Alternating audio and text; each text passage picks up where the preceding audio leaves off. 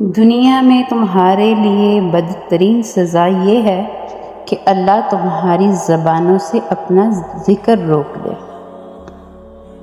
صبر رکھیے اور رب کے کیے پر خوش رہو، تمہیں بہتر نہیں بہترین ملے گا۔ گندی سوچ اور پاؤں کی موچ کبھی انسان کو آگے نہیں بڑھنے دیتی۔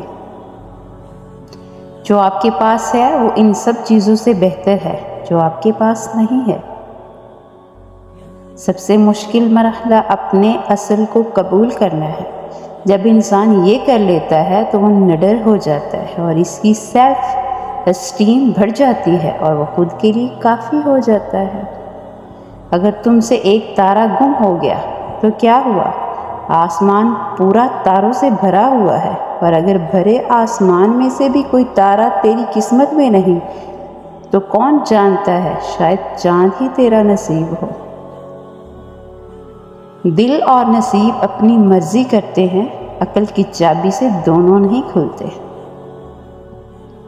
بڑا غضب کا نظارہ ہے اس عجیب سی دنیا کا، لوگ سب بٹورنے میں لگے ہیں خالی ہاتھ جانے کے لیے۔ طلب سچی ہو اور پیاس جان لیوا ہو تو رہبر خود بخود دروازے پر آ کر دستک دیتا ہے۔